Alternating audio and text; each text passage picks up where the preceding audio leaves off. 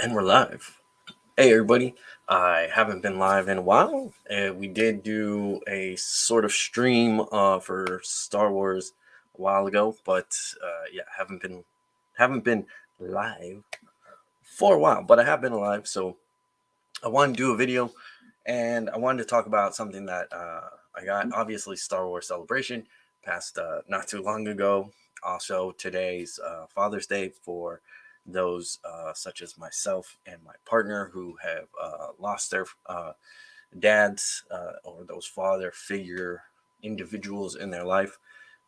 It can be a rough day. So, just letting you know that I feel you, but it, it's important to celebrate. It's important to celebrate the people in our lives that have inspired us, and even if they're fictional. So, happy Father's Day to the Mandalorian, right? And to all the Star Wars characters that have been those types of father figures for us. So, but yeah, happy Father's Day to the fathers out there, and to those celebrating. Hey, we got Cryptid Script. What's going on? Hey, it's a real honor to actually chat with you. Thank you. That feels a little high. I feel expectations there, but hey, thank you for joining me. I'm glad you're here. If you have any questions, chat's always open. Feel free to ask. All good, and happy you can make it. Happy you can make it. Hey, Melbo, what's up, man? What's going on? What's going on? How you guys doing? How are the Jedi doing out there, or non-Jedi? I don't know. I don't know how you identify. Maybe you're light Sith or something, huh? That's actually one of my favorite things to play in Star Wars: The Old Republic. Is I think it makes the storyline the most fun. I think it's the most fun storyline, but whatever. So, anyways, today we'll get to it since people are here and showing up. Hey, what's going on? That usually takes me a while to grab some people. We're going to be discussing these affirmation cards that I saw, and I just got these off of Amazon. That's where I saw them. It was recommended to me. Sometimes the algorithm works, right? And they're pretty neat. Don't have the book with me. Oh, that's a shame. All right. Anyways, it comes with a booklet. Here are the cards. It comes with various cards. Some of them are activity cards, and we'll get into it. Some of them are guidance cards. Some of them, of course, affirmation cards. And I do have the book. Never mind. This is the book. And then there's one more. And some of them are inspiration cards. I had, I shuffle them up, so that's why they're all out of order. You've done a great job describing Jediism. I love your non-dogmatic stance. Thank you very much. While I'm a fan of like structure and stuff like that, I think it's very important. Over the years, what I've come to realize, and it wasn't always that way, right? It wasn't always that way. Especially when I was first starting out in like the late 90s and stuff like that, you know. Uh, but what you come to realize is that, and I've told people this stuff before, like when you earnestly and honestly study the path, when you dig into the materials, the things that inspire you, and you apply it to your life, you're gonna come to basically the same conclusions. It's always gonna be a little different. It's always gonna have its own flavor, and it's always gonna have its own experiences. Your own life is thing, but the lessons, the ideas, the inspirations, even things like this that are clearly Star Wars, backed, Disney backed, Lucasfilms backed. And I have a couple of other things here that we'll talk about, such as this journal called the Inner Jedi, which I don't know if I talked on it before. It's freaking beautiful, and which is obviously inspired by Jedi: The Fallen Order video game. You see this style and this thing in the video game and in the loading screen, which anyways, I'm going off, but yes, I love the idea of just taking the lessons and then applying them to life. And I think when you do that, we all kind of sort of end up in the same area. We end up in the same understanding. Again, it's gonna look a little different for everybody because everybody's journey is a little different, but the same basic concepts are gonna be there. So you really don't need all this silly wannabe religion approach stuff, like, trying to build councils and trying to have bishops and things of that nature. It takes away from, and it's all gatekeepy stuff. People forget that the reason why religions, and even if you look into spiritual paths such as witchcraft and things of that nature, right? Magical practices, Norse magic, anything like that, when you look into it, all those rituals are really, really built on the concept of gatekeeping. And because you had to, right? You don't want charlatans, or you don't want just anybody saying, "Oh, I'm this person," and gaining followings and doing more harm, doing irreparable harm to other people and to earnest followers. So it's all like gatekeepy, and some of it for good reason. But in the Jedi path, you know, all you really need are the lessons. And you don't, like, and I warn people, as I guess all y'all know, I warn people, like, don't idolize, and that includes me, by the way. Don't idolize. It's just people. We're all on the path. We're all on the same path together. We're just at different spots, and yeah. So, like, don't idolize. Don't hold people up on pedestals. Understand we're all training together, and then when in doubt, there's the Jedi community and there's the Jedi path. When in doubt, always just stick to the path. And that's all you really need. You don't need to be this master. You don't need to be this counselor. You don't need to be any of that. All you really need to be is an inspiration to the people in your life. And more importantly, an inspiration to yourself, which can be really difficult if you suffer with, like, self-deprecation and stuff. If you have trauma, or, there's a whole host of things, right? It can be difficult. Hey, I deal with it too. Got the negative voice in my head, right? So you have to work through it. So talking on that, we'll do a little guidance poll right now, right? Hey, man, I totally agree, right? I think we're there. Peyton the nerd, what's up, Peyton? Good to see you. Welcome back. Glad you could join us. All right, so we're gonna do this poll. Is guidance, as we were just talking about, and this one. And so what I like about these cards too, because it doesn't matter what you Jediism, Jedi philosophy, right? It doesn't carry your opinion about Star Wars. So they pull from all the movies and all the materials available. So this one has Finn. Let's see if I can stabilize here just long enough to get it. Sometimes we feel completely out of sync with those around us. When you don't agree with what the people around you are doing, step away for a moment and think about what you want to do. And that's it's a guidance card, right? Now, some of these cards, and I'm going to try to get it right there, have a little number. So if you want to dig deeper into them, you can go into the book and it's a page number. And then it has the card and then more discussion. So let's get into it. Have you ever felt like you just don't belong? When Stormtrooper FN 2187 sees firsthand that the First Order is doing terrible things, he knows he has to leave. That's just an important lesson. That's using Star Wars for actually a really important lesson about abusive relationships. And those relationships aren't just romantic, by the way, and they're not just family members, and they're not just those intimate relationships. They can be gaming relationships. I was just talking with my partner about how they're in a gaming community and people are going back to an abusive situation.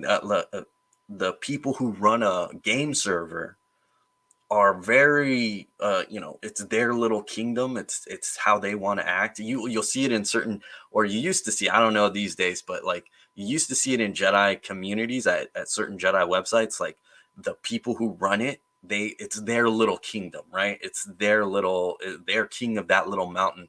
And so it's their way or the highway, and they're just very controlling, and they'll gaslight, and they'll push you down. They'll ostracize you, but they won't kick you out, right? They'll just ostracize you and things of that nature. And so and they're going back to that relationship. They all left because that's a bad relationship, right?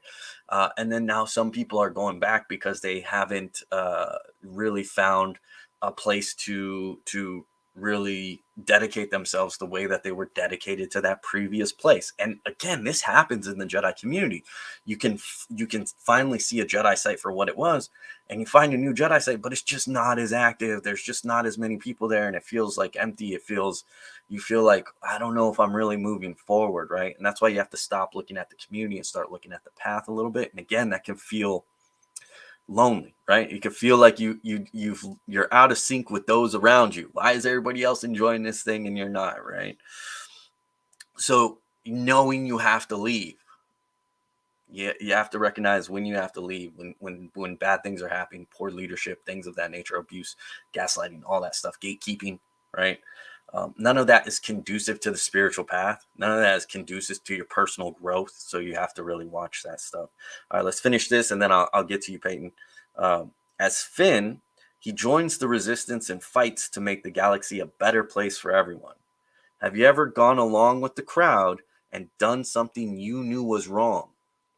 Looking back, would you follow them again? So all these things, this book for all the cards provides you questions like that to dig in. Like, have you followed the crowd before? Have you and doing something? And I have. When I was younger, there have been times like where I was like bullied in school sometimes, but I wasn't like it was never singled out at me.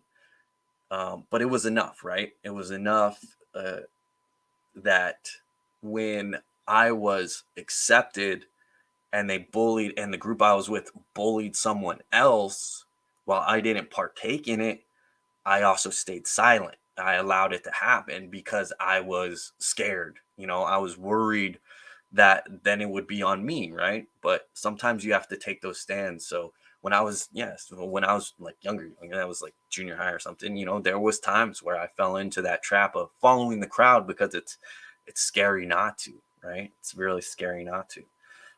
But you got to stand up for what's right. So it's really tough. I recently got into these cosmic reading cards.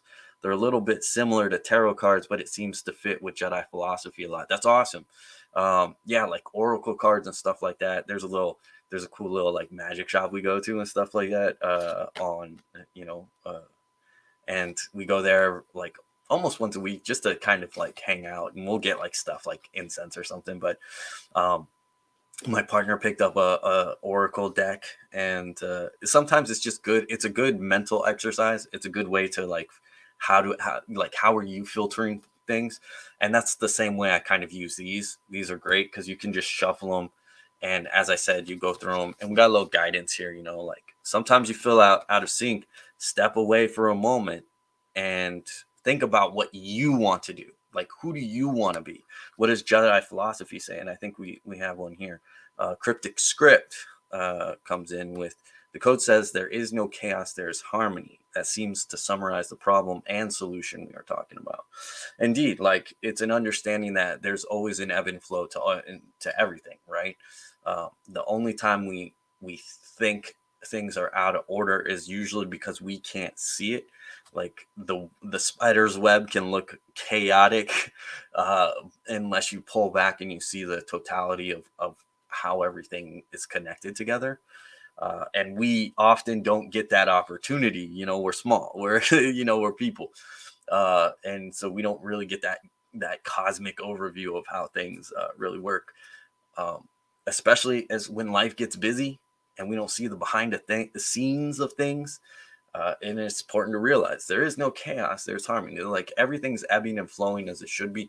And the main thing for a Jedi to do, the only thing you really can do, is try to steer your own course and to try to go with the flow, but in a controlled way, in a direct way, right? So let's just pull one off the top. Another one is activity, right? As we talked about the 4 cards here. Activity. Move to the music. Turn up your favorite tunes and let yourself get lost in the rhythm. Invite others to join you, but never be embarrassed to express yourself, even if no one joins in. Here, this will make it easier. This will make it easier. And then we got the little Ewoks, man, having some fun, barbecuing some people up. No, this is when they're celebrating, but still. But this is a good one. So do that today if you have the opportunity. I'm going to be doing this one today. I do it. Sundays are my kind of my meditation. This one obviously doesn't have a number because there's nothing really to dive into. It's an activity. Like, go do it. So move to the music. Turn up your tunes today. I do it when I'm doing chores. Sunday is my meditation / cleaning day. So I do the dishes. I vacuum. I do what I can to clean up. And I do that by kicking up the tunes, playing some music, having some fun. And so I will be doing that once we're done here, when we're out of here, right? All right. So we had guidance, activity. We'll do an affirmation, right? And we'll do an inspiration. Oh, there's already one behind it. Never mind. Got it.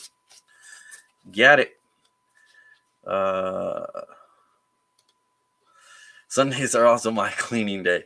I joke around because there's that old quote of cleanliness is next to godliness.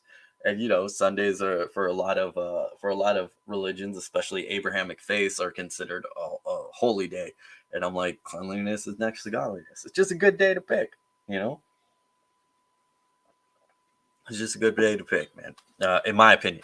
Obviously, everybody's work schedules are a bit different, but I definitely take Sundays off to be my cleaning day, do laundry. You can tend to do 2 to 3 things at once, so that. All right, we'll do an affirmation next. Yes, I think of Smashing Pumpkins. That's perfect. All right, so we're gonna go with an affirmation, and feel free to say this along either out loud or in your head. Let's see if I can show it and read it at the same time here. Boop, boop, boop. God, I'm so bad at that. All right. I'm gifted. I have natural skills that set me apart from everyone around me. I will shine through for everyone to see. I will shine through for everyone to see.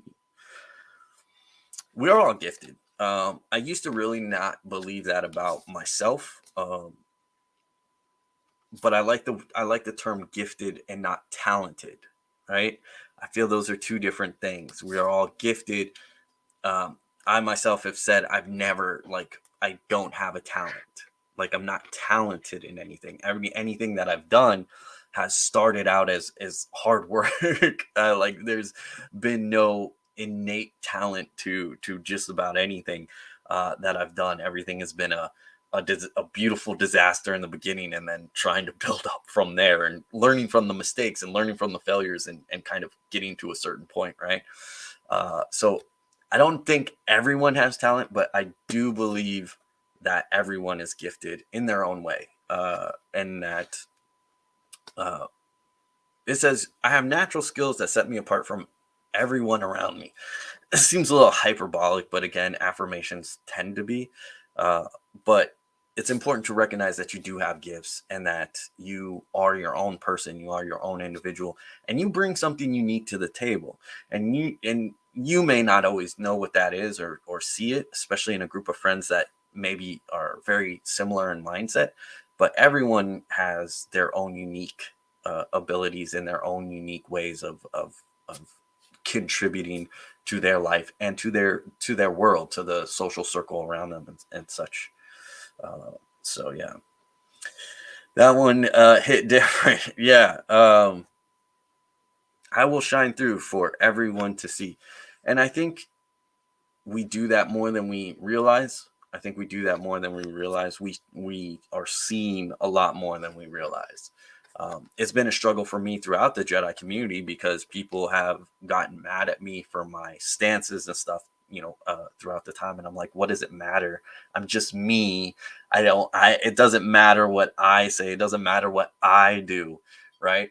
But people see you and people will take notice of you, and people and there are people that I can tell you right now, there's someone in your life that's inspired by you. Who that is, I can't say, but I can guarantee you that each and every person watching this video has someone in their life that looks at you, that sees you, and is inspired by you. So what you do and what you say does, in fact, actually resonate. It does matter. You're gifted, right? I'm gifted. So you're gifted, and you have that. You have you. You are your gift. Your experiences, your outlooks, how you approach life, how even again, like, people misunderstand that living by the Jedi path, they think, oh, we're developing a cookie cutter philosophy. We're all the same. We all live the same philosophy, ergo. And that's why you get a lot of that individualism, that thing of like, I'm a purple Jedi, I'm a gray Jedi, I'm a this Jedi, I'm a that Jedi. And it's like, no, no, no, no, no, no. The key word there is Jedi. And if you follow the path, then you follow the path. If you're a Jedi, then you're a Jedi. And if you don't, then you're not, right? If you don't follow the Jedi path, if you throw some things out because you just don't want to do them, then you're not a Jedi. And it's important to recognize that, because we're not going to lose a sense of identity, right? You can be a Jedi and you're different than me. How you express yourself is different than me. How I express myself is going to be different than you. The experiences we've had, the lessons that we've gone through, the way that we've applied them to our life, our own personal situation, all going to be a little different. If you look at the situational Jedi, we look at different situations, right, and different emotions, and I pick out some Star Wars quotes to put in there, and then I give my own experience. Now, you might still apply those Star Wars quotes to that situation, but your experience is going to be something else. Your experience for heartbreak, your experience for loss is going to be different than mine. As we talked about in the beginning of this video, today can be difficult for some people because they have lost their father, or even again, just that father figure, the person that they held at that level, and it hits, it's sad, it's hard, so Zeno, hey, what's going on? Glad you made it. What did I miss? You missed guidance, activity, and an affirmation. So for guidance, when you don't agree with what the people around you are doing, step away for a moment and think about what you want to do. Activity, turn up the music today. Move to the music, turn it up, have some fun. Affirmation, you are gifted. Or you can say, I am gifted. So yeah. So there you go. That's what you. All right, cool. All good in the thing. All right. So again, yeah, you have your own gifts. Be that. Be the Jedi. Be the Jedi in people's lives. It's all right. We're going to move on to inspiration as our last card. I keep pulling this card. I keep pulling this inspiration card. This is every time I've grabbed the inspiration card, it is I have no idea what these other inspiration cards. I've only ever grabbed this one. I've only ever grabbed this one since I've owned it. And that hasn't been very long. As I said, I just picked these up, but still, I guess I need to learn this one or something. So inspiration. This is the second time Kylo Ren says this line, or I should say, this is the time Ben Solo says this line. Again, with these cards, doesn't matter, whether or not you like them or not, or like the movies they come from or not. I know the sequels can be quite contentious for a lot of people, and there's valid criticisms there. If you love them, excellent, because then you don't have to worry about it. If you don't love them, well, it doesn't matter, because again, Jedi philosophy doesn't apply to whether or not you like the movie. You can still, the source doesn't matter. You can still take something and learn from it. You don't have to love the sequels in order to do this. I have my criticisms. I enjoy like, I can watch the sequels without much issue, but I have my criticisms, but that's not going to stop me from this. So this card says, I know what I have to do, but I don't know that I have the strength to do it. Right. And again, this is the second time he says this line. This is not the whew line. And then it says, faith in yourself is a powerful weapon. Be confident. You can do anything. Right. So be confident. Have faith. Faith in yourself is a powerful weapon. Be confident. You can do anything. And that's important, and it's absolutely true. Faith in yourself is a powerful weapon. You should have more. I wouldn't even say faith. I don't agree with faith, because faith is belief in the unseen. Sometimes you need that. Sometimes you need to take the leap of faith. You just need to trust yourself.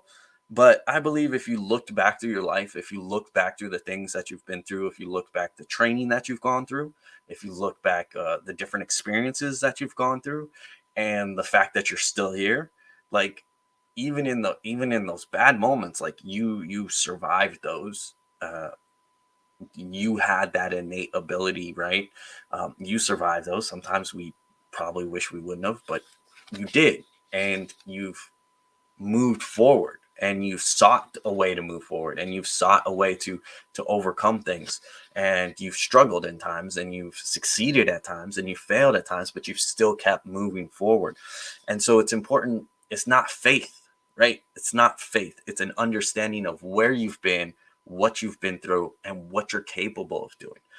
And we're all we're more capable than we give ourselves credit for. We are definitely more capable than we will ever admit, or probably even know. You are definitely more capable than you think. But when you look back at it, you can gain your self-confidence that way, and understanding, yeah, maybe I failed here, but I learned something from it. And if you feel you haven't, well, hey, take a second, learn something from it, right? Try it, see what you can learn from it. Like sometimes we just fail because we failed, and there's no lesson to be learned there. But usually we can gain something from it. We can gain some lesson and move forward. So I don't think it's faith in yourself as much. Again, sometimes we're confronted with a leap of faith, where we don't have anything that says I can do this. But really, like, again, you look back at all the things that you have done, and you look back at the times where you were scared or whatever, and you still did it, and it turned out okay, right? Like, it's not always faith. It's just an understanding of, I'm good.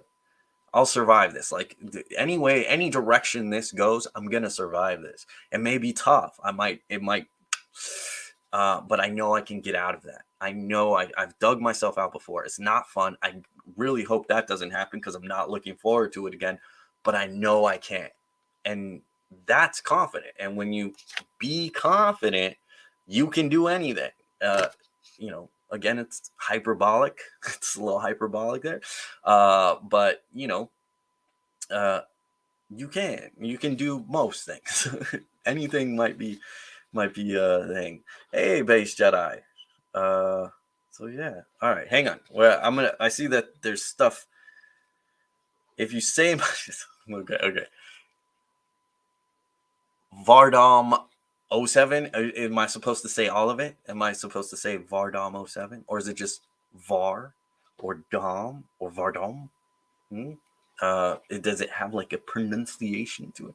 If you say my name, I'll subscribe. That's fun. Okay, I'm gonna get to the rest of the chat. I want to say hello to Base Jedi. Glad you could join us again. But I want to, again, these cards, not all of them. I think I said all of them earlier, but most of them come with a little, this side, little number, and then you get a little extra in the book, right? Get a little extra something. So here we go.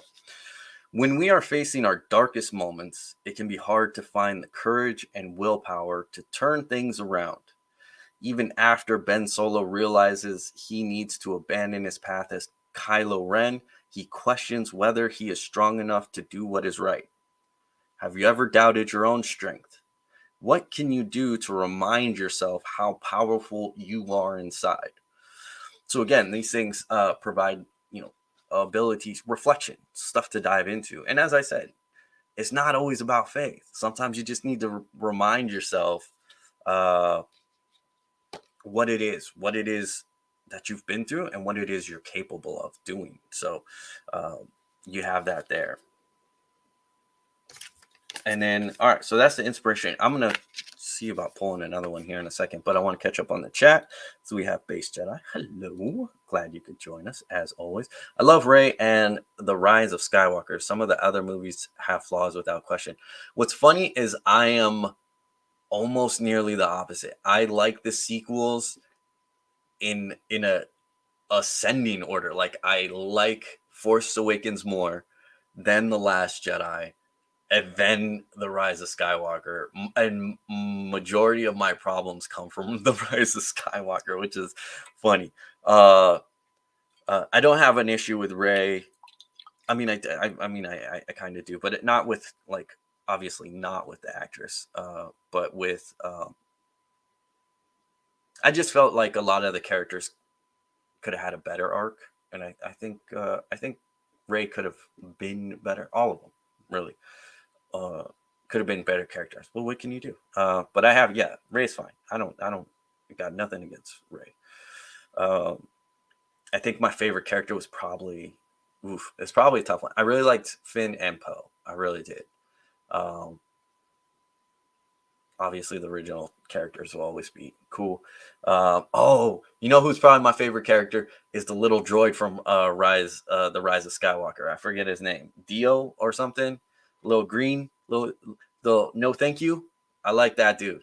That's my favorite. That's probably my favorite character out of the sequels. I love that droid. That droid's my favorite. So I subscribed. All right, Vardom. I'm glad you subscribed. You're welcome, Base Jedi. Always happy to have you here. Ironically, Last Jedi is my favorite Star Wars sequel film. Funny enough, so I have a lot of videos planned, and it's been difficult to get videos going. One, because of my new job, or not new, I guess it's not new anymore, but I switched jobs a little bit ago from working at the ranch and / kennels to a marketing kind of job, basically a desk job.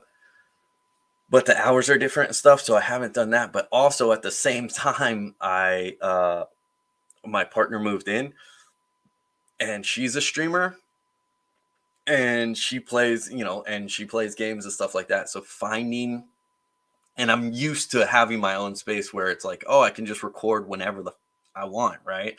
And it's that challenge of shared space now, and and finding the time to create videos has been my struggle, and I'm trying to build up a routine, a loose routine, but trying to build up a routine so I can start getting videos done. The point of that ramble is that one of the videos that I have planned is to pull the Jedi lessons from The Last Jedi, because there's actually some really good material there for Jedi philosophy and the Jedi lessons. And I think the sequels created this fervor, and a lot of the good stuff, especially for Jedi, people who love the Jedi, and people who love the philosophy, and people who love, like, the deeper elements of Star Wars, the philosophy, the spiritual side of Star Wars.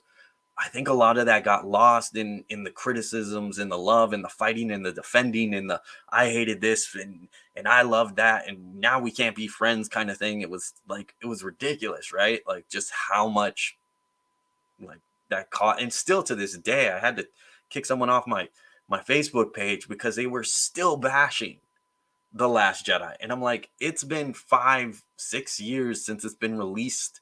Like, let it go. You don't have to like a movie, but sitting in comment section for hours complaining about it, that's unhealthy. That's just unhealthy for everybody. And there are good things in there, and there are good lessons, and it gets lost in the in that fighting and defending. You should never have to defend a movie if you like a movie, like Cryptic Script loves Rey and Rise of the Skywalker, and Rise of Skywalker. I'm not a fan of Rise of Skywalker, but they don't have to defend their love of the movie to me. They're allowed to love that movie, right? Just like Last Jedi, favorite film. Yeah, mine's here, right? I start off loving The Force Awakens. The Last Jedi, my issues are mostly pacing issues. They're mostly issues. They're filming issues. Um, and then Rise of Skywalker, which the pacing's better. I think Abrams really good with pacing. So on the filmography side, on the cinematic side, I like that movie more than Last Jedi. If you're just talking about cinematic pacing and framing and lighting and things of that nature, right? But again, I'm not a film critic. Everybody's allowed to love what they love, and it's not about things. And we should all be able to take the lessons from there. So I do have quite a few that I want to dig in, especially Luke's character, because I think that gets misunderstood a lot.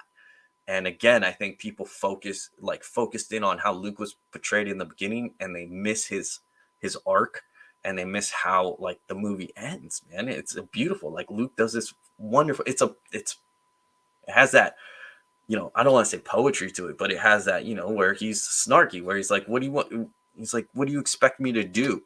Face the entirety of the First Order with my laser sword? And then technically that's what he goes and does, because he remembers that hope and inspiration is important. And it's not for one person to carry, and it's not one burden for one person. Like we all live it, and we all do it. And so yeah, I want to do that video.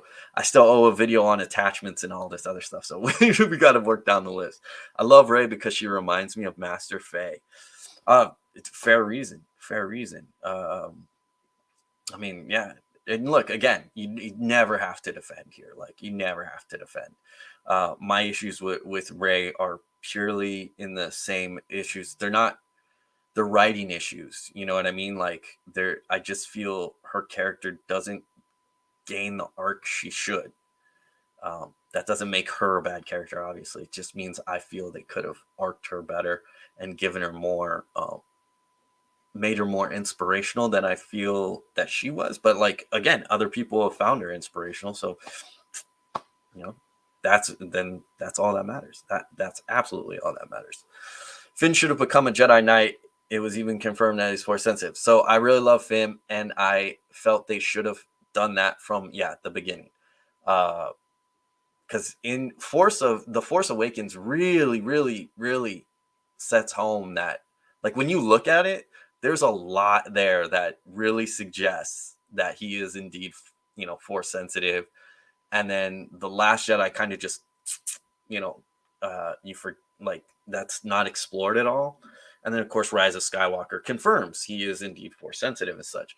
But yeah, I would have loved to see Finn training with like Luke and stuff like Luke's ghost or something. I would have loved to see Finn and Rey, and like I wanted to see way more Jedi training than there actually was. There was like no Jedi training. I was really disappointed with the sequels because of that. Like we didn't get that, but and I promise we're gonna get back to the cards. I promise. I promise we're gonna get back to the cards.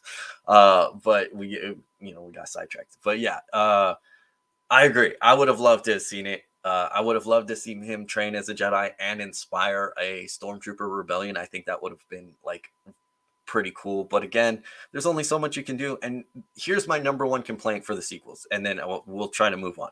My number one complaint with the sequels is they tried to make a trilogy by making 3 independent films, and you can't do that.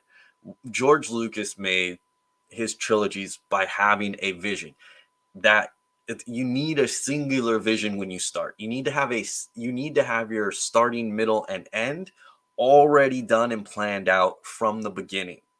You need to have that singular vision, and you need to have someone in charge who has that singular vision to make a trilogy that really flows together, that really makes sense. Otherwise, you scramble to try to tie things together, right? And things get lost in the sauce there, like Finn, where you could have had a better arc and such like that. But yeah, I agree. But I think that's my number one. And even like Kathleen Kennedy and other people have said that's where they went wrong, is that they didn't create a trilogy they approached the trilogy almost as an anthology, where they allowed individual directors and writers to do it for each movie. So they made 3 movies and then called them a trilogy. And it's like, no, you should have an overarching vision. You should have like a continuation of writers. At least one should be through all your things. And you should have someone overseeing the vision of it all. It doesn't have to be the director, but at least one of the producers needs to really hold to that story and hold to that vision and make sure people are holding to it and making sure you're telling a complete story rather than telling a story. It's just my opinion. Again, I'm not a film I didn't go to film school, I'm just a fan like everybody else. But again, that takes away from that. That's just that's my number one complaint about the sequels. The other trilogies obviously had George Lucas's vision, and as much as he was wishy-washy on it too, like he created his own continuity issues, right? But he had his vision and he had his general story, and and I think you need that for a trilogy, right? It's not Indiana Jones. Indiana Jones is an anthology. It's not a trilogy, right? It's an anthology. They're individual stories told. And I think they approached it as an anthology rather than approaching it as a solidified singular story split between 3 movies. That's why Lord of the Rings is so good, because it's a singular story split between 3 movies. Like, you do have this whole arc, right?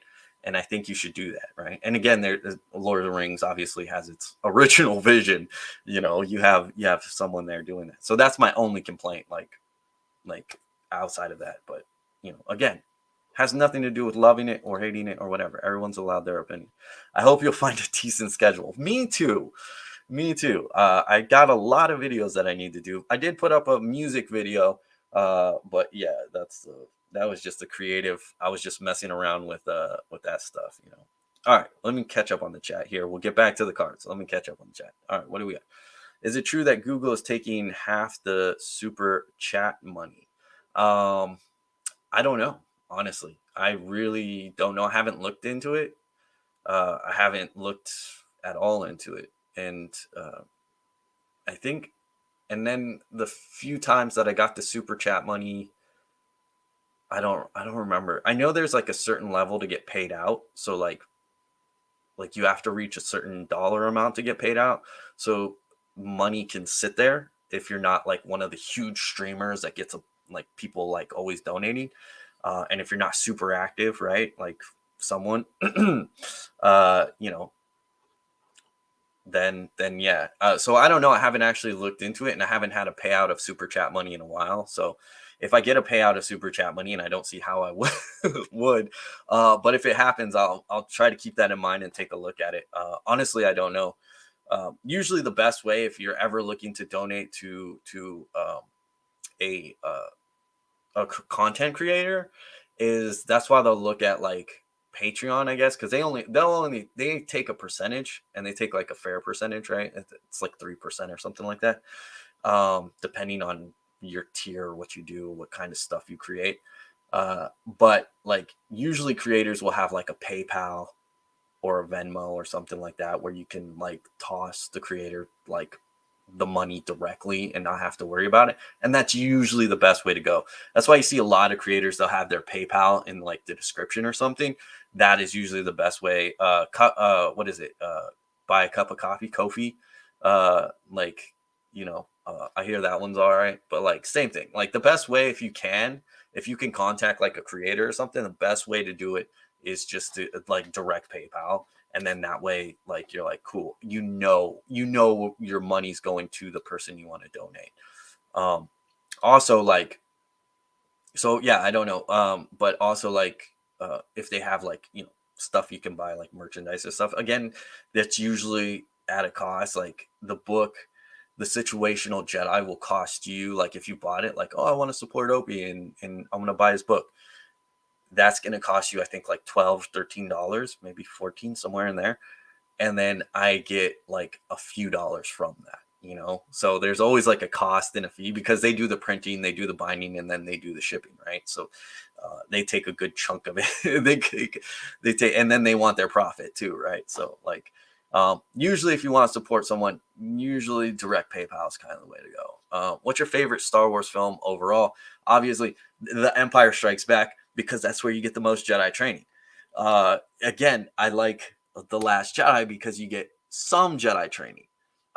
Rise of Skywalker, I was one of my disappointments was that there was no Jedi training. I know Rey runs the course, but that's not like actual Jedi training. Like there's no like philosophy there. There's no here's what it means to be a Jedi. There's none of that, right?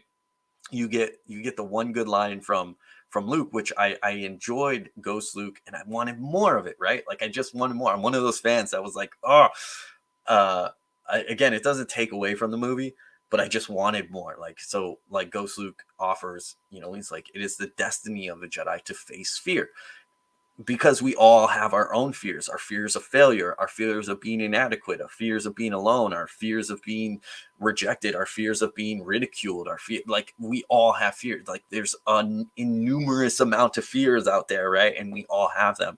But if we're going to be Jedi, we need to confront those fears, both internally and externally.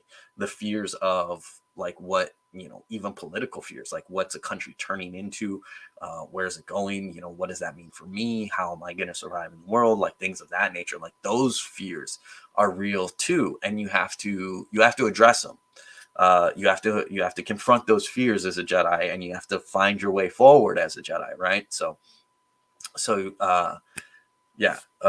So for me, it's The Empire Strikes Back because you get the most Jedi training, you get the most Jedi philosophy, you really get to dig into what it means to be a Jedi, and even in the vague sense, right? You get the most uh, like feeling of the Force, right? There's just moments there, like I swear you can feel the Force through the movie, right? There's just, and that's a combination of John Williams' great score writing, with the ambiance of the scene, the way it's framed, and then just the context and the wording, of the dialogue.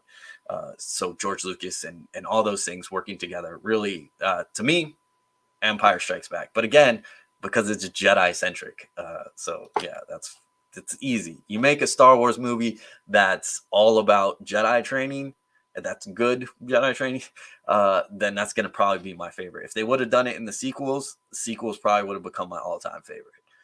Episode 3 is still my favorite dark Star Wars movie. Most people will go Rogue One, but that's cool. Yeah. I go Rogue One. If we're gonna go like quote dark Star Wars movie, I would go Rogue One over 3. But again, that comes down to me liking the Jedi and loving the Jedi. And Order 66 is just really hard for me to watch. Just like the Battle of Geonosis is really hard for me to watch. Like it really, like when Jedi die, like I'm not good with it. And the fact that that Disney keeps making us relive Order 66 is like one of my beefs with them. Jedi Fallen Order, really sad moment. Like when you see Cal during Order 66. Oh my God, heartbreaking, right? And then, that scene in the beginning of Kenobi. Again, heartbreaking, tragedy. Want to see me do it again? Have you seen the meme? Want to see me do it again? Want to see me do it again? Bad Batch, Clone Wars, Revenge of the Sith. Like enough. I'm tired of watching Jedi get slaughtered, man. I love the Jedi. Stop it. Yeah, the prequels had that. I see your point. Yeah, they had the overarching vision, and so like, again, the prequels have lovers and haters and everything in between as well. Um, it's but they did have that. You had Lucas with his vision and what he wanted. He had his story he wanted to tell, and he was going to tell his story. Again, but even he has his own inconsistencies and things you can poke at and things that are funny. The Last Jedi gets criticism for the bombers in space, and it's like, oh, there's gravity in space now. Yet no one points out that in The Empire Strikes Back, TIE bombers are bombing asteroid fields in space. Like, okay, how are you doing that? Like and it's not missiles. They're not missiles. They're dropping them. They're flying over, dropping these bombs, right? And it's like, oh, no one questions that. No one points that out. No one says, oh, that's bad making, right? And then in The Last Jedi, for that scene, that bomber scene, you gotta think that's a huge ship. Like that's huge. It's a city in space, right? Like that ship was huge. It was bigger than any other ship, and it was close to the deck. And you're like, all right, so what is the gravity? All the people on that ship are standing on the ground. It's so that ship has to have some gravity, artificial or otherwise. And if you're in that gravity bubble, then the bombers will work. Maybe that's why it had to be so close to the deck, right? Maybe, I don't know. It's never explained. They hands off. But again, in the Empire Strikes Back, same thing happens with TIE bombers as they, but whatever, right? Who cares? It's a Star Wars movie. Suspend belief for 2 seconds. But yeah, the prequels had that overarching vision, and I think that's what resonated with people a little bit better. Are you on Twitch? Technically, yes, but I haven't used it in forever. I've thought about switching over my Star Wars Old Republic playthroughs, and I was thinking about doing Fallen Order and stuff. But that's really embarrassing. I am so bad at those. I'm so bad at that. I don't know if anybody want to watch me slide off a cliff 10 times in a row because I can't get that angle on that slide just right.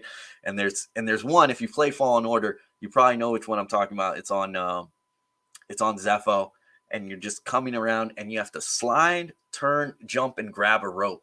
And every time, like it's like 10 times every time. Even when I replayed it just recently, I just kept, and I was like, oh, this is a good thing I don't stream this. I would be eaten alive. So yes, it's not technically active, but I am on there. It's all the same. Opie Macleod is, I try to keep it the same, so it's pretty easy to find me. I'm thinking about moving over my streaming to there. I've kept it on this channel just because it's easy for everybody. I don't know. I might switch over. I don't know yet. I haven't made that determination. Plus, I'm still working on my schedule. So I don't think Lucas really had a plan for the beginning of the original trilogy. He did. He had a plan for it. It just kept changing. Like when you look at, because you look at his earlier scripts and stuff like that, and he had an overarching thing, but like you remember that like it was like Luke Star Killer, in the early scripts, and and then the Wills were the like, Guardians of the Force and such. It's where you get the book Guardians of the Force, Guardian of the Wills, right? He had it. It just kept kind of adapting, and as he ran into production issues, he would again adapt. Which, yeah, so he had he had it, but he also had other production issues. Like, so with the original Star Wars, right? He didn't think he would ever get to tell his full story. He never thought he would be able to tell the full story that he had in mind. So he tried to make Star Wars its own movie and added things. So like when you look at one of the things that I love is that the battle in Return of the Jedi that takes place on Endor, that was supposed to be Wookiees. That was all supposed to be Wookiees. That was a Wookiee battle. It was the Wookiees that were supposed to fight, not the Ewoks. But George Lucas was so worried, like he was 100% sure he would never get to tell that story, that they would never get there. And he really loved the Wookiees that he wrote in Chewbacca and made Chewbacca a Wookiee specifically so he could have his Wookiee. Like he didn't think he was going to get there. And then when he got there, he was like, well, I just don't want to do like a bunch of Wookiees. So he cut them in half and then got Ewoks, but he kept that like general idea, but like, he altered it in production. There's a lot of that. There's a lot of that through Star Wars, like why he numbered them 4 through 6, it's a lot of production stuff. But he had that. That's why even in the beginning, especially if you read the book that he basically wrote, and obviously with the ghostwriter in charge, but the original Star Wars, and I have the original one from like the 70s floating around somewhere. Oh yeah, there it is. It's over there. Whatever. It's actually, oh no, you can't see my mouse. Never mind. But it's right now, you can't see it. It's right over there though on the top shelf. But in there, he talks about how the Jedi were peace and guardians for 1,000 generations, because he had already the general idea of the prequels in mind. Not obviously not what the prequels became, but the general idea of where the Jedi came from, where Darth Vader came from. It was all very general, but like he did have it. He did have it. He just kept changing it due to production stuff or his own beliefs. But he should have like what's it? Oh yeah, he should have had a little more confidence, huh?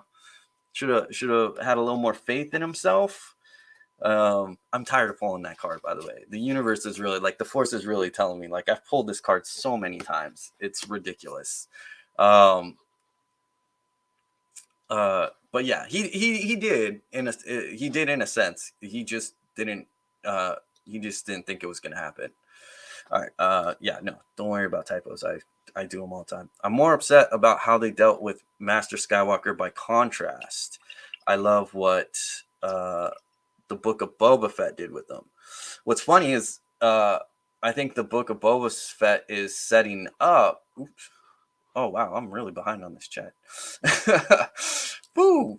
I'm really behind on this chat. I think what's funny is Book of Boba Fett sets him up to show why he failed. That he had this expectation on himself, that he put all this expectation on himself, and that he was trying to be this hero, that he was trying to be this inspiration, that he was trying to embody the Jedi, and he was trying to be this thing of what he thought the Jedi were too, right? And what other people thought the Jedi were too. They were like myth, like he says in The Last Jedi, right? They fell into myth. And then he was like trying to live up to that myth. And that's a heavy burden. That's a heavy expectation. And then when you fail, right? When you fail that, when you put all that on you and then it just comes crumbling fucking down, that's tough. That's tough. And that's why we see him where he is in The Last Jedi. And I think Book of Boba Fett actually sets it up and actually sets up his failure, because part of my attachment video is his little thing at the end there with Grogu. And like, no, that's a misunderstanding of Jedi and attachment. You've completely misunderstood the lesson of attachment and the Jedi. And what Yoda tells him in The Last Jedi applies. You're missing the failures of the Jedi. You're missing where we took missteps. And like your students are what they grow beyond you, right? They use you as a stepping stone. So you have to teach your failures. You have to teach your shortcomings. You have to allow them to grow better than you. You have to allow them to be better than you, and not be this larger than life character, this person who always saves the day, and no matter what happens, boom, Luke Skywalker's gonna show up and save the day, right? Like that's a tough burden to put on yourself. Anyone. Like don't ever put those expectations on yourself. That's a lot. Like don't do it. But yeah, I really enjoyed. I love the scene in The Mandalorian when Luke Skywalker shows up. Hallway scene was beautiful and thing. And I loved watching Master Skywalker training. I love the Jedi training that you get to see. And again, that's the way to get me. That's the way to get me to love something. Show me some Jedi training, and we're all for it. And The Mandalorian, yeah. If you really like that, here's the best I've ever seen Luke Skywalker. Here's the best I've ever seen Luke Skywalker post trilogy. Battlefront 2. Look it up. You can look up the scene on YouTube with Del, Imperial Inferno Squad guy, like a true believer of the Imperial way, right? He's a true believer of the Imperial way. Luke Skywalker's interactions. You can look up just the cutscenes. But just the cutscenes of Luke Skywalker's interactions with Del in Battlefront 2. Oh, you're talking peak Skywalker there. It'll hit you. Again, it's good Jedi stuff. So I highly recommend that. Look that up for sure. That's also a video I have on my plan list to get to, because it's good. There's good Jedi stuff in there. There's some good lessons. And it really does show Luke Skywalker, I think, pinnacle Luke Skywalker. I didn't like to choose the armor or choose the lightsaber scene. It felt weird. Again, that's what my attachment video is going to be on. It's a misunderstanding. But I think, again, what they're doing there is they're trying to show you the arc of Luke Skywalker, his second arc, right? Some people think once you face your darkness, you're good. You never have to face it again. But we know that's not real, because we face our darkness and we face our demons continually every day. And even if we've mastered something, if we overcome this really big thing, that doesn't mean we won't find it challenging if we have to fight that and face that same lesson again, right? When we have to face that same lesson, we might even be more apprehensive because of what we went through before, right? We see in The Last Jedi that Luke ignites his saber for a second, and then he, in the exact same second, it's not even a full second, he realized, like, what are you doing? This is stupid, right? Like, he's like, right away. And it's because, like, but it's like, I faced Vader, I've seen the evil, and I've seen the conflict, and I know how heavy and burdened, and I know the lost lives, and I know the cost there. And you can be apprehensive and like, I've already dealt with this, and yes, I succeeded, and yes, I overcame it, but I know what it costs me to do so. And as such, you can be apprehensive or a little fearful or something like that in the future. And I think what we're seeing here, or in the beginning with Luke Skywalker with Grogu, is that it's the reminder that he's trying to be the old Jedi. He's trying to shoulder the entire responsibility of the Jedi legend. He's trying to fulfill the myth of the Jedi. And he succeeds for a while until it's really challenged, and he wins. He faces that split second of a doubt, of a fear, and he overcomes it like right away. But it's enough that it caused irreparable harm. And just like, in what's beautiful about that scene is, it's just like Anakin Skywalker with Padme. In trying to control it, in trying to stop the premonition from happening, you created it. So Anakin wants to save Padme, and yet it is his actions that ultimately make his premonition come true. Just like for Skywalker, if he had not had that split second of acting, his premonition probably wouldn't have come true if he had approached the situation differently, right? But again, shouldering all that second of fear, and then he made the premonition come true by his actions. You find your destiny on the road you took to avoid it, right? So yeah, but that's what my video is on, about, like, about the attachment and how it was misconstrued. I wish Kyle Katarn and Jaden Core from Star Wars Legends were canon. I think we're gonna get something close to that. I think we're gonna get there. I love Kyle Katarn. Kyle Katarn, obviously. I love the actor that played in the first two Dark Forces and Dark Forces 2 video games. I love those games. I grew up on those games. And yeah, even if you look, so this is now Naboo script. The prequels have canonized this as Naboo script. But what's funny is that this script was actually first seen in Star Wars Dark Forces 2 Jedi Knight, and it was considered Jedi script, and it was considered the Jedi's own writing. And so yeah, so I got it because of that. But now, because of the prequels, it's Naboo. It's Naboo script. There's two of them. There's two scripts for Naboo, two languages for Naboo, or written languages, I should say, and that's what this one is now. All right, so where are we at? Any new Jurassic Park movie out soon? Yes, the new Jurassic Park movie is out. I believe it's in theaters right now. You can go check it out. I really wish there was more Jedi training too. Of course. Man, I'm really behind on this chat. Absolutely. But again, I think we're going to get there. I've been watching Obi-Wan on Disney Plus, and awesome. Absolutely agree. I've been having a really fun time. We're going to get to this card, I promise you. But yes, I've been watching it as well, and I've absolutely been enjoying it, especially the last episode, because my entire fan theory came true. From the first, when I watched the first two episodes, so the first two episodes brought a lot of questions. How would this person know that? Like things of that nature, right? And I put it all together right away and I was like, all right, here's my fan theory. Boom, boom, boom, boom, boom. From the opening scene of Kenobi, tied my fan theory there and got it all the way. And I was absolutely correct. I was correct all the way. And I was like, because that's the only way it makes sense to me. That was the only way it made sense. And absolutely, that's what it was. So I was, if you want that kind of accuracy, read. Right.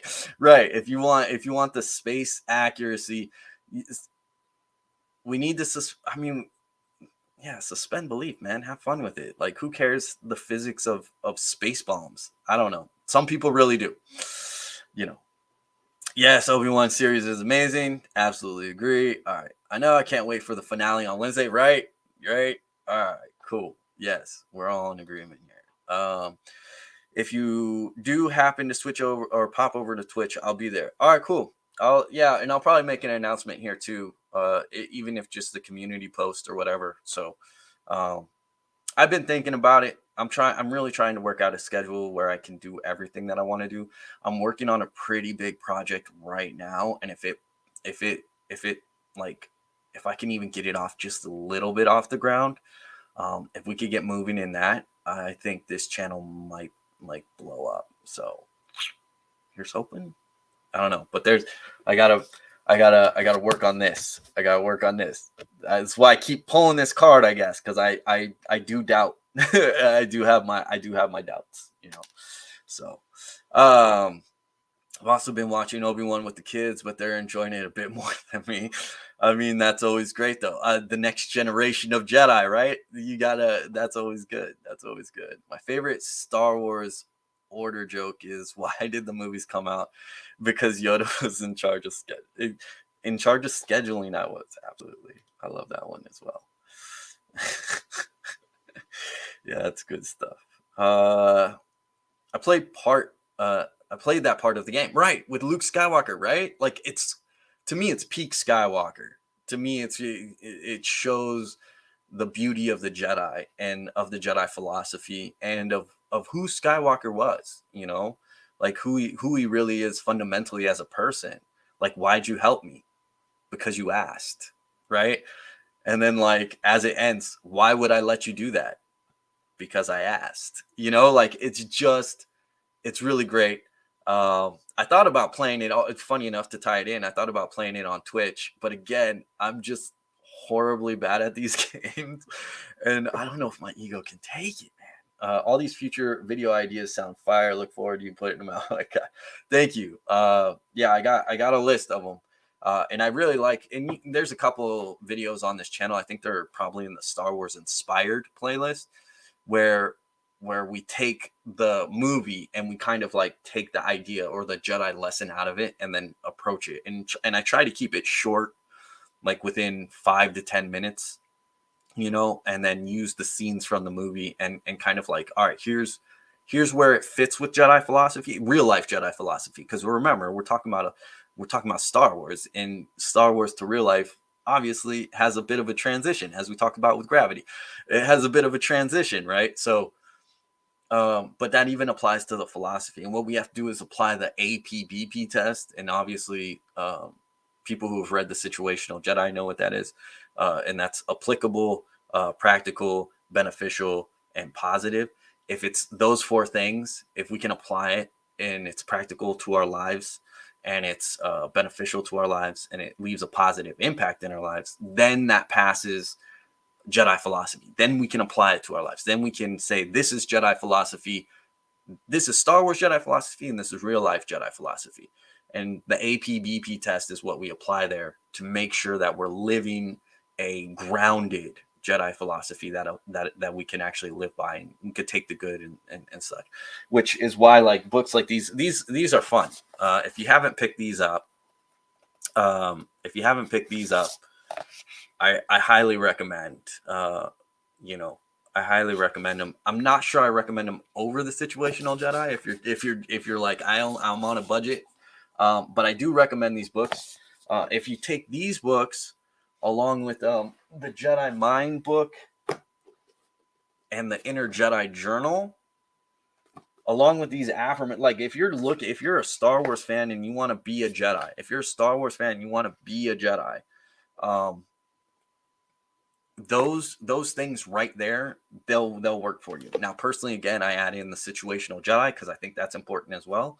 But if you took just that, then you can live as a Jedi in your life. You don't need like a master or anything like that, right? You don't need a council. You don't need to be knighted. You don't need like those are all fun, but they're all, again, they're that gatekeepy dogma stuff to that religious organizations need or want, and you don't need that to be a Jedi. You don't. So don't let anybody trick you. All right, so I pulled this card.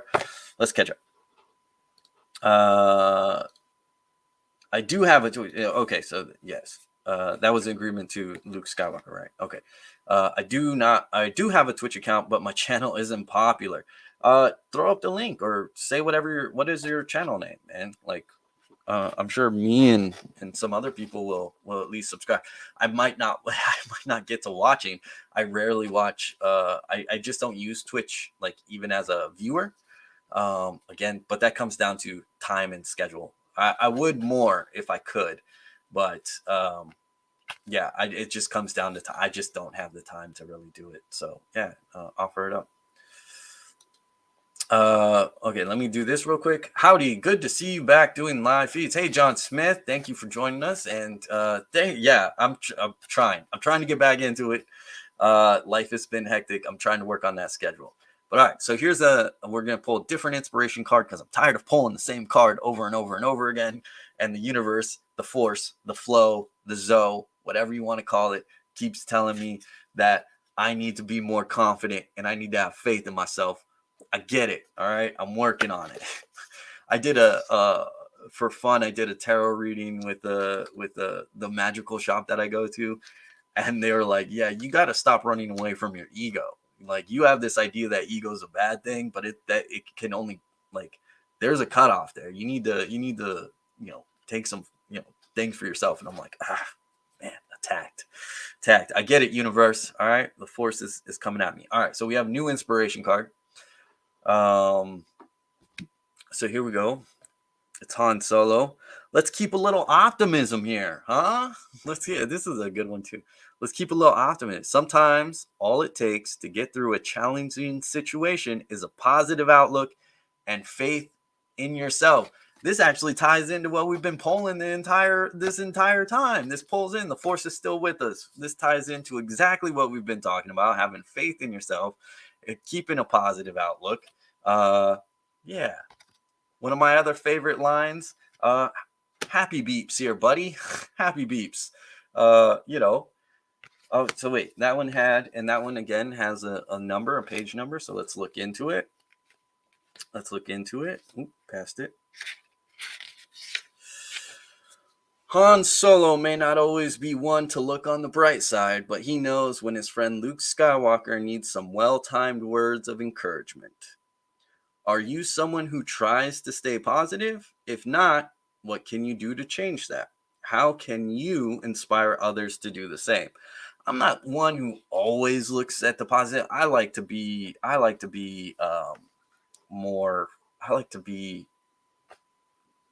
more realistic. I like to look at things as they are as best as I can. True objectivity is outside of that.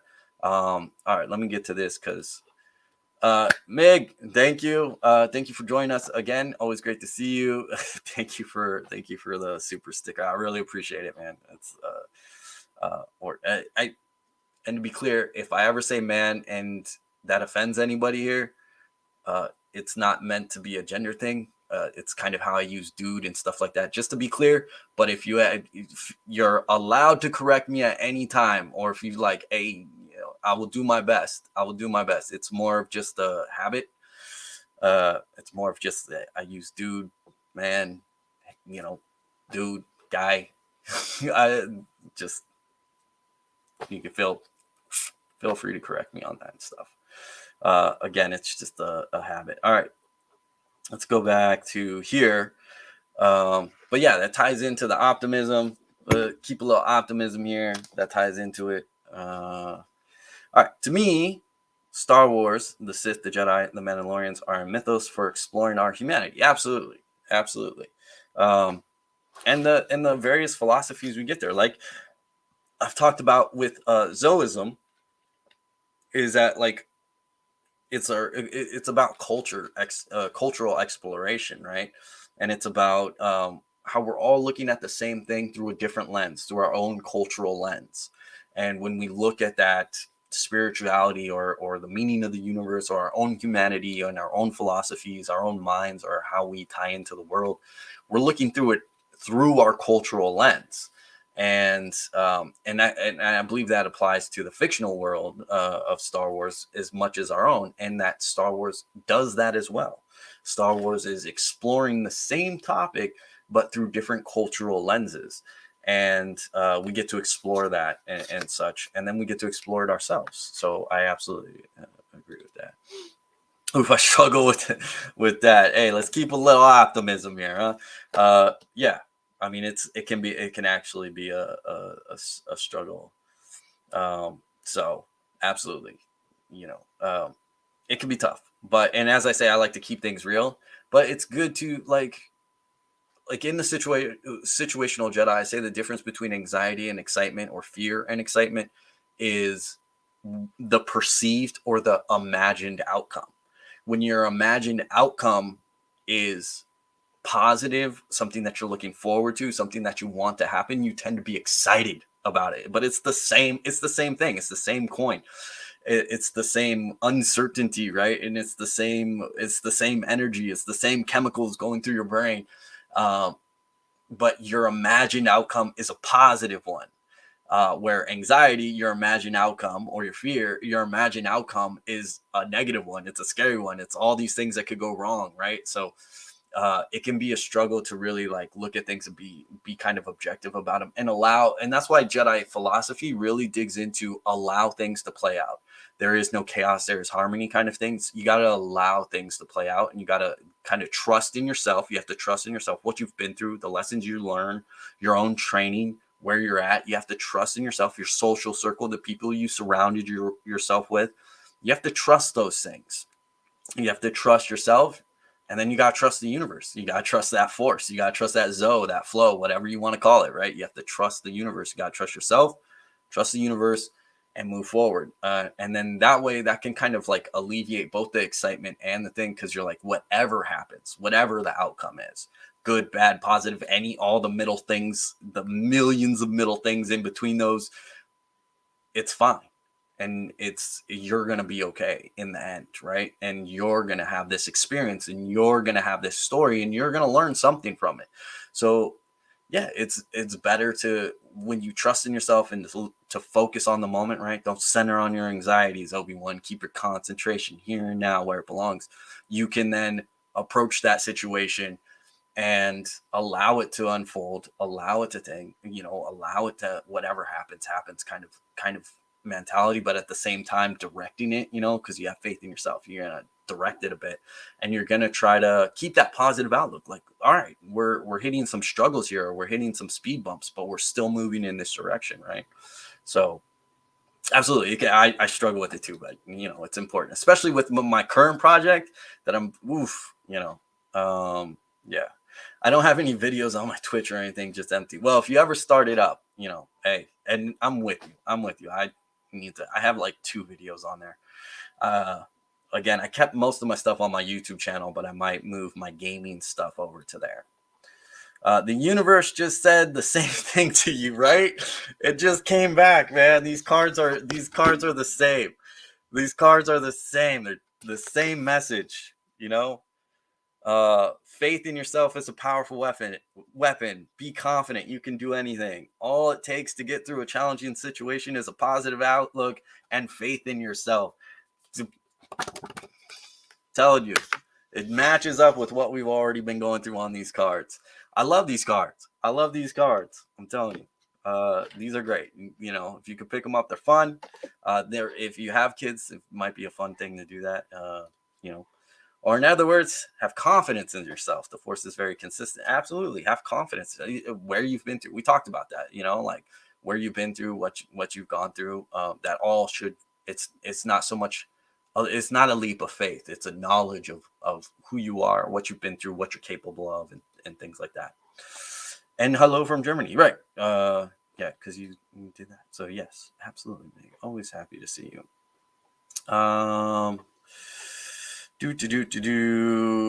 Ooh, here we go. Block. There we go. Okay. Sorry, had to clean up the chat.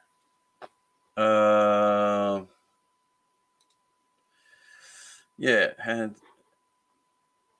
had to clean up the chat. Yeah, had to clean up the chat. Sorry about that. Base Jedi, of course, cooking for dinner, family for Father's Day, right? Absolutely. By the way, I'm a trans woman and I never felt othered or misgendered by you. Cool. Absolutely. Absolutely. Like my intentions are, again, I just have my own verbiage and my own tics and my own things, but it's always, yeah, I always want to keep people, I want to just make sure everybody understands that. And always, yeah, again, always feel free to correct me, but I'm glad, I'm happy. So, happy Father's Day, for your family and stuff like that. So, Base Jedi, go get them. All right. Happy Father's Day. And I'm done feeding troll. Yeah, that's fine. Thank you for that, my guy. I've had a lot on my mind, and I feel inspired to work on letting go of the anxiety. Absolutely, it's tough. But the thing is to, again, that Star Wars quote, keeping your concentration. I've been having to do that myself. Again, with this project, like I have a lot of actually anxiety about it, a lot of fear based, and it's all just imagined, perceived. It's really nothing. All I need to do is put in the work and go. Uh, and yeah, so if you can, and again, if we can transmute it, if we can look at the positive outcome, or like, we often imagine what failure would look like, but what would success look like? Again, those words are very iffy words because they're very goal specific, meaning, as an example, if you play a game, for some people it's only a success if you win, while other people it's a success if they get better playing the game, while other people are just like, as long as I have fun, that's a success, right? Success is very goal oriented, it's very mindset oriented, it's very point of view, right? It's a very truth, it's success depends greatly upon your point of view. And so if we can kind of adjust our mindset to, all right, well, what about the positive here? So let's say everything goes wrong, right? Like, fine, everything goes wrong. That's out of my control. All I can do is put my best foot forward. In that worst case scenario, what am I going to learn? What am I going to grow from? How am I going to move forward? Okay, I got that. All right, then let's go. Let's move forward. Let's do that, right? So that's yeah, it's tough. It's tough, but like keeping our concentration here now, having some, remembering the confidence of ourselves, having that positive, let's keep a little positive outlooks here, so yeah. But yeah, I'm sorry it took me a while. I was behind on the chat. I would have got to them sooner. But yeah, that happens sometimes with yeah, that's happened to me before. But like yeah, I'm sorry about that. I'll try to stay on top of that stuff. Yeah.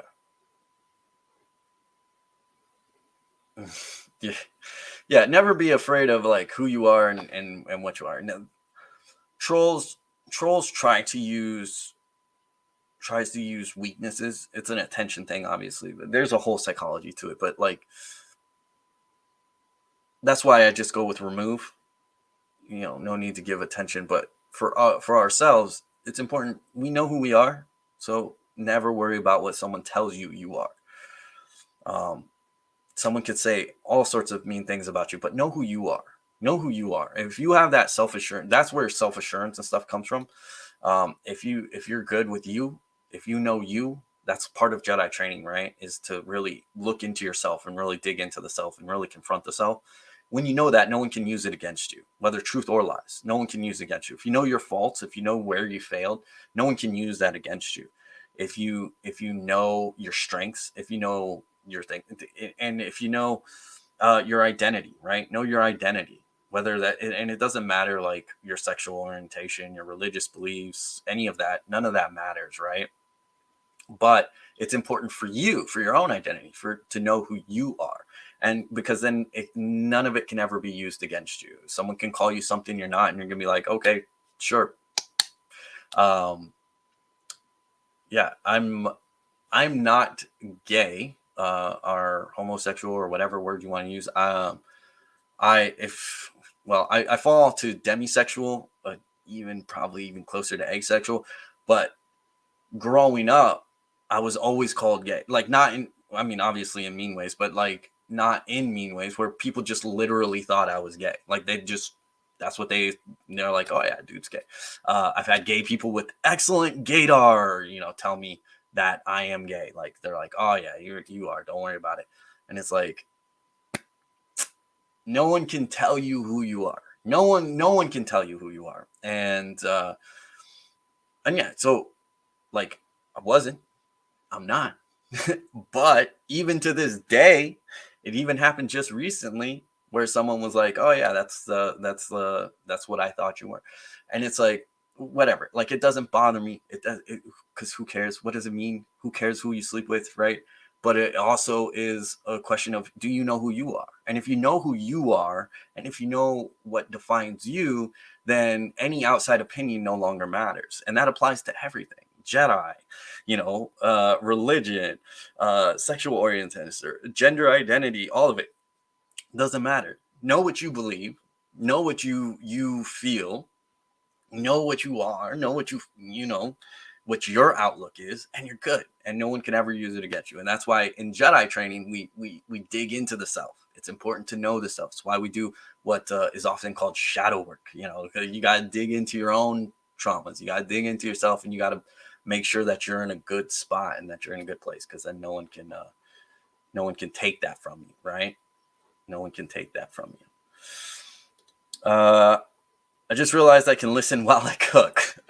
That's fair. Yeah. You don't, I mean, like, I'm not doing anything here. Like, you don't have to stare at this. Like, this is why I normally do these conversations while playing Star Wars The Old Republic, because, like, I mean, I'm just sitting here. And, like, this doesn't need to be here. Even I'm straight, just straight. Yeah. Like, I got a few. No, there's nothing wrong with being gay. There's absolutely nothing wrong with anybody's sexual orientation anywhere. It doesn't matter. There's a whole spectrum there, right? Like the problem is we live in this dichotomy type world, man, and it's a false dichotomy. It's not black and white, it's a false dichotomy. No, it doesn't. Whoever you're attracted to, man, it does not matter. It's and like there's nothing wrong with that. There's absolutely nothing wrong with it. Safe space here, guys. Absolutely. Like our main thing is acceptance is peace, right? That's the Jedi saying. Accept who you are. Acceptance is peace, and then accept the world around you. Everybody's attracted to everything. Sapiosexual, right? The people who are attracted to intelligence. It doesn't matter outward appearance. It doesn't matter gender. It doesn't matter any of that. What matters is the intelligence level and how that feeds. Again, myself, demisexual, which pushes the boundary of asexual, but definitely demisexual. Emotional connection is mine. And a remembrance of demisexual. One of the big misunderstandings about that is people think, oh yeah, well, love, right? And it's like, no, it's emotional connection. And let me tell you, man, emotional connection is a broad spectrum, and that can be dangerous. I have found myself in a couple unhealthy relationships because of it, because there was emotional connection. But that doesn't necessarily mean it was a good, positive, healthy emotional connection, So, yeah, it doesn't matter. None of that matters, because because every person is their own individual. And the Jedi Code, one version of the Jedi Code, what I call the 1999 version of the Jedi Code, has the very specific line, Jedi respects life in all forms. That's a Jedi thing. That's Jedi philosophy. Jedi philosophy is Jedi respect life in all forms. And it's important to understand that. So when we are talking about sexual orientation, gender identity, any of that, the Jedi philosophy tells us that we respect life in all forms. That's what it's there for. And it doesn't matter whether it flows with you. Not everybody's meant for you. You are not meant for just anyone. It's important to know that, right? So absolutely, it is very important to understand that none of that matters. It only matters to the self. It matters to your gender identity, and then of course the people you want to surround yourself with, especially when it comes to maybe like family and romantic partners and stuff. Obviously, then that stuff starts to gain some importance, right? Who you're attracted to matters. How you identify matters. So yeah, again, it's a whole spectrum. There's never just a black and white thing. So yeah, all of that stuff it's a big subject, but for Jedi, for us, what it boils down to, it's as simple as this: a Jedi respects life in all forms. So all you have to do is be respectful, love people for who they are as a person, because none of that stuff, like how you treat a person, whether respectfully and stuff like that, has nothing to do with gender, sexual orientation, religion, skin color. Jeez Louise, that's just as silly to judge. None of that pertains to anything of the worth of a person, the quality of a person. None of that pertains to that. There's none of that pertains. So you can treat a person respectfully regardless of any of that. And that's just the Jedi philosophy. That's just the Jedi way. And I respect all humans. As well, there's some humans I don't respect. But again, it's because they showed me who they were as a person. It has nothing to do with anything else. Just shows me how, what they, again, if we want to be judgmental, then we can judge the individual based on their own actions, their own words, their own merit. Let's go there. Just to clarify, I don't have children. I'm cooking for my parents and siblings and nieces and nephews. But you're doing a service, so it's a very Jedi way.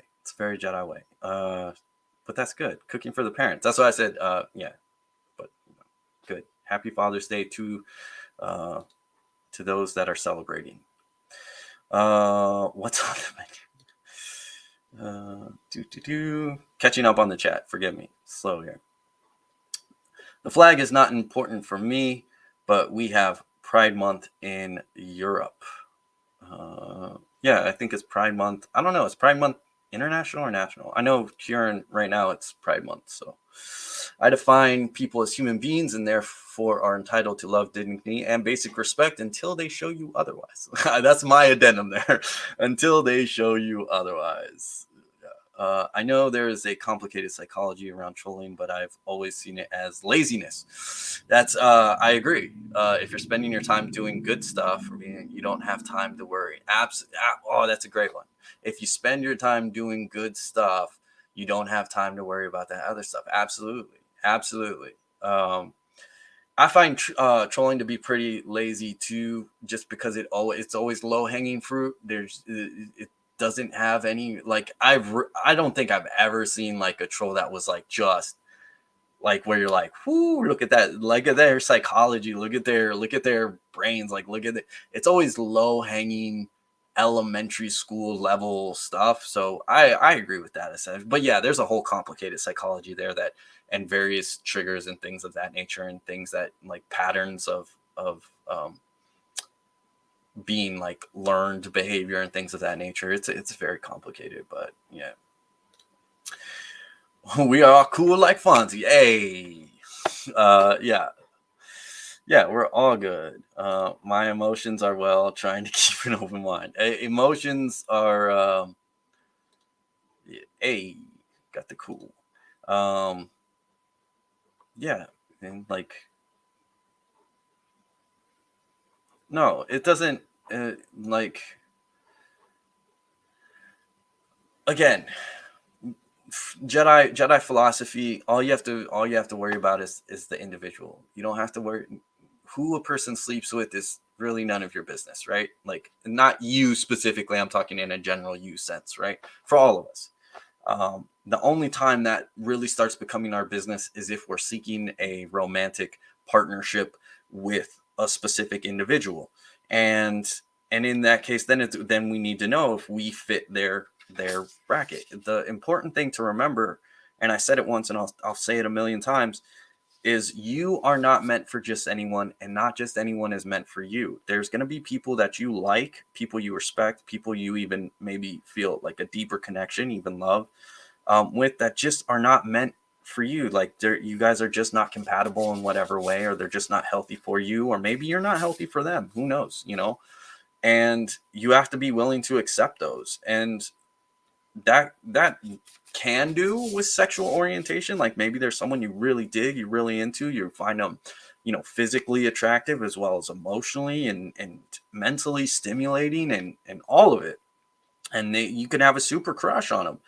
But if you're not their quote unquote type, then that is what it is, and there's no reason to get mad or upset or hurt or rejected because of that. It's all just a realization that not everybody's meant for you, and it's a blessing. I know it doesn't seem like that way at the time. Like, if you're hoping to be with someone and you feel rejected, it doesn't feel much like a blessing, but it is, because it helps you move forward to finding the person that is like meant for you. And that's important, because that's a journey. A few people have been lucky enough to find that really early on in their lives, and to work at it and to keep that.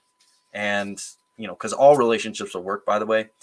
Nothing ever goes smoothly forever. You're gonna have fights. You're gonna have arguments. You're probably even gonna have some down and out ones, where you are very vocal, you know, about things that hurt you. And that might be from past traumas, whether childhood or past relationships or things like that. And same, or maybe, it's not you, it's your partner that's doing it. But, it's still like, it's work. All relationships are work. So you're going to have those moments, and those moments aren't bad.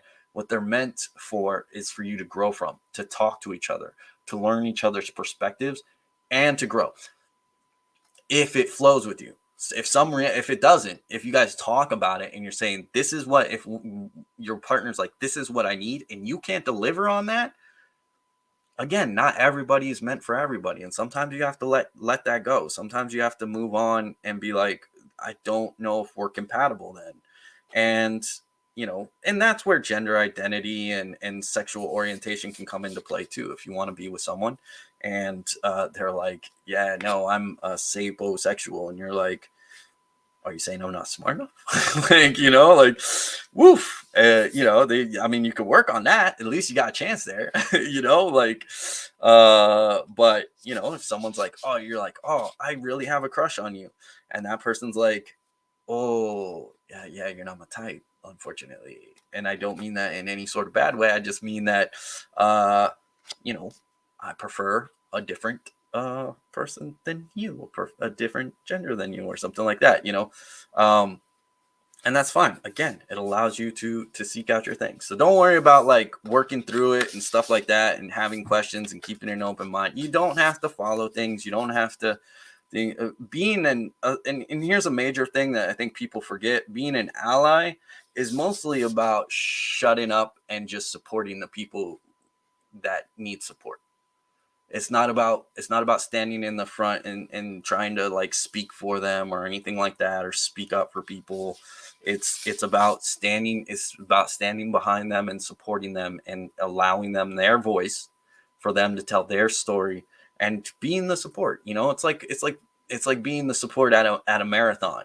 You want to cheer them on, and you want to provide them water and a safe space to maybe recoup. Like those are like you're the water person at a marathon. You want to being an ally is like that. Like so you don't have you can be straight. Straight's cool. Like don't even that's not a bad thing. I know like sometimes it can feel that way sometimes because there's a lot of people who identify that way that say some really mean things, and that taxes people, it drags people down, it makes people tired. But never be ashamed of who you are. You're straight. There's nothing wrong with that. There's never anything wrong with being who you are. Know who you are. Know what you like. Know what you want. And that will help you. That helps everybody. We got some soju, chicken, rice, orange rolls, and brownies. Jeez Louise, man, that sounds freaking delicious. I love soju chicken. What the heck's going on over here? And my sister's doing the drinks and setting. Man, I can respect people's opinion, but I don't want to get involved mostly. Hey, again, being an ally is not about getting involved. It's about supporting the people who are going through the struggle. As I said, just imagine it like a marathon. They're the ones running the marathon. They're the ones putting in the work, unfortunately, because they shouldn't have to put in work, right? We should all just accept one another for who we are. But unfortunately, a lot of countries out there actively are attacking people. So being an ally is marathon running. You're handing out the water. You're making sure they're doing okay. You're making sure their mental health is okay. That's it. You're not doing anything. You know what I mean? You don't have to go to the marches. You don't. But after the marches, if your friends win, maybe make sure they got water.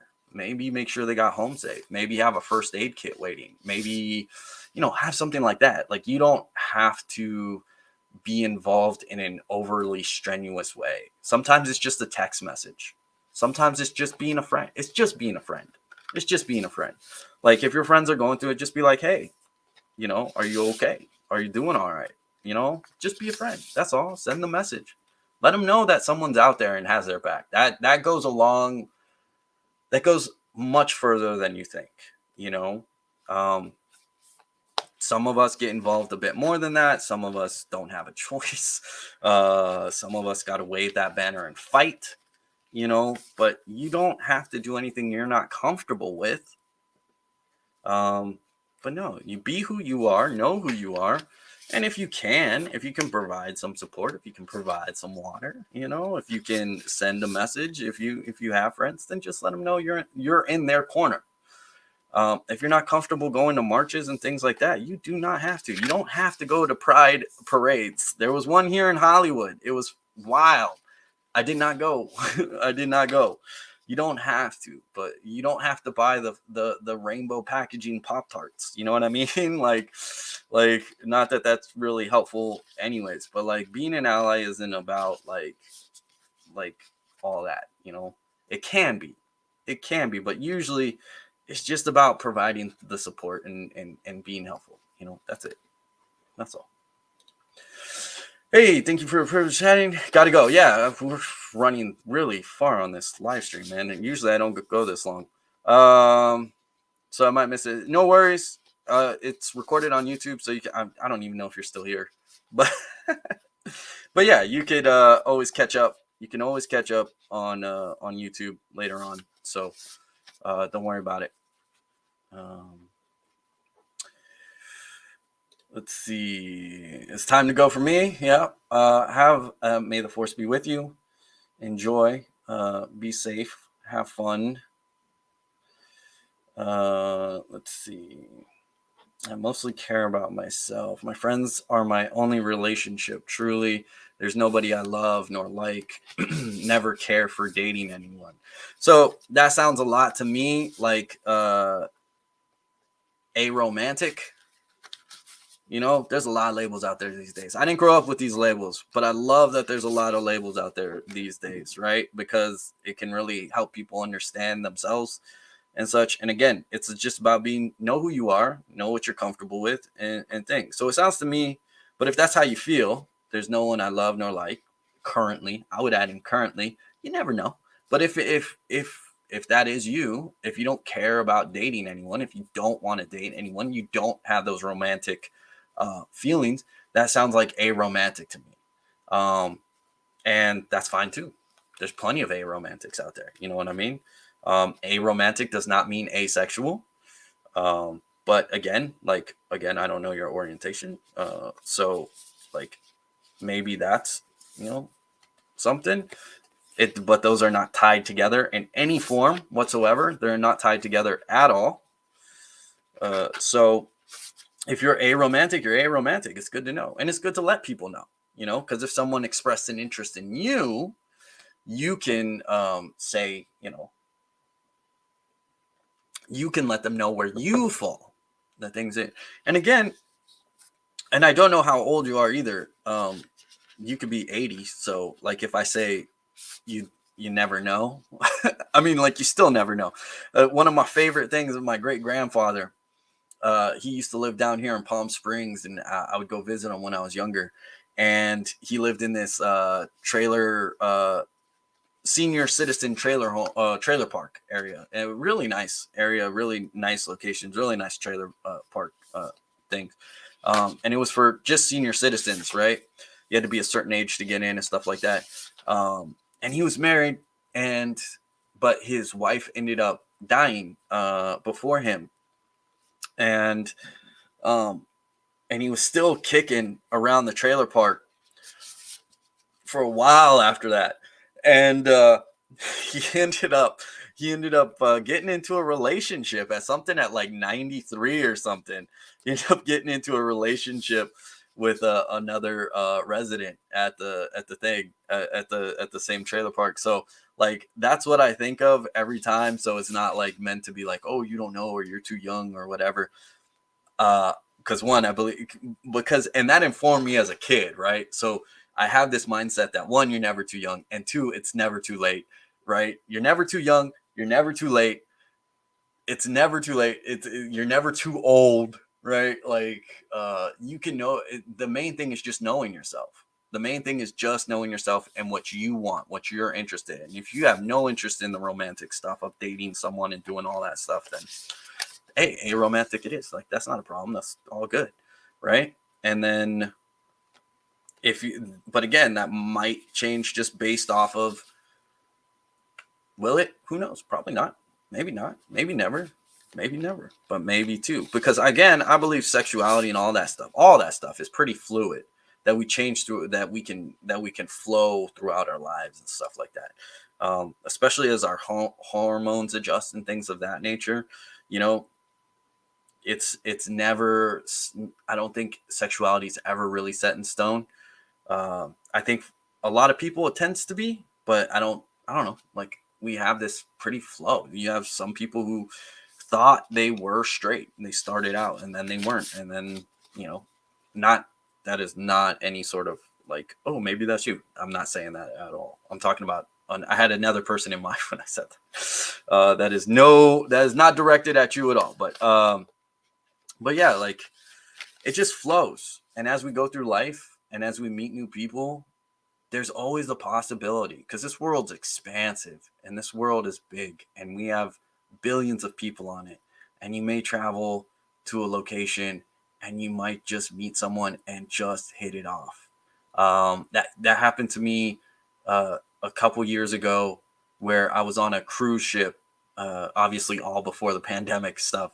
And I was just taking in the they were doing a concert with a violinist and a cello, and I was just taking it in, and I started talking with the celloist. Is that the right word? And me and her just hit it off, like just instant connection. And I was done at that point. Like I was like, dude, I'm never dating again. That was coming from a place of like hurt, but I was like, I'm never dating again. I just got out of pretty tough relationship, and I was like, so I'm never doing that stuff again, right? But me and her hit it off. She's from Ukraine. I'm from the United States. We talked. We tried to like see what was up, because we had this connection. Nothing. Eventually, enough things came in between it that we just couldn't make it work. Mostly it was financial issues, but you just never know. You know what I'm saying? Sometimes and sometimes that's the way it works, and that's and it does go that way your entire life, and you're like, haha, I did know. But the potential is always there for who knows what, right? And I think that's important. I'm 28 years old, going on 29 this month. On the 22nd. Happy birthday. I live in Florida. What's up, Florida? I do not like Disney World, by the way. I'll take Disneyland over Disney World every day. I'm really not a fan of Disney World. Sorry, you mentioned Florida. I choose to be single for a reason. Absolutely. Well, whatever that reason is, you do you, man. It's about knowing who you are. I'm not trying to suggest anything. As I say, I just like to keep, again, what was that? Let's keep a little optimism here. I like to keep the optimism of, because I'm a romantic. I am a romantic. I like romantic tendencies, and I like romantic stories and stuff.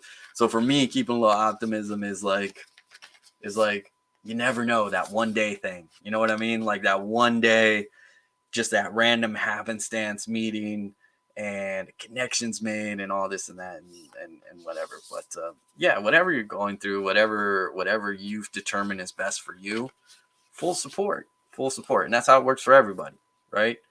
That's how it works for everybody. Like when you have, as you said, you have gay friends, like, same for them. Full support, right? Full support, because it doesn't matter. All you're doing is supporting the person, because people deserve, as we've talked about here, people deserve that love, respect, and dignity, no matter what.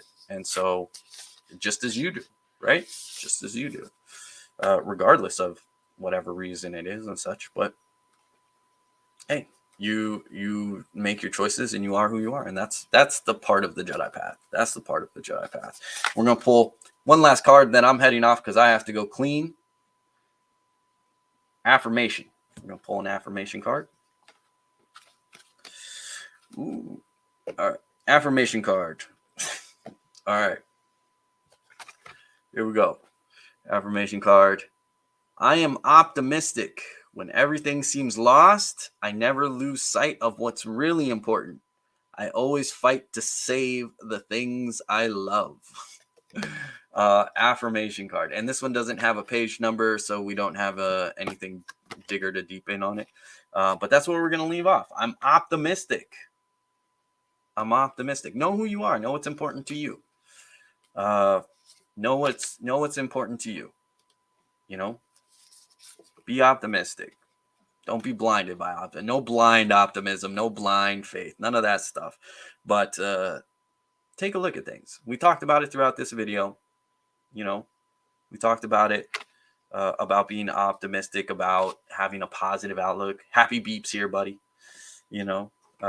So we've mentioned that word before in our affirmations and our cards. These cards are coming through. I'm telling you. They're fun to have. We might do more of this. If you want more videos like this, let me know.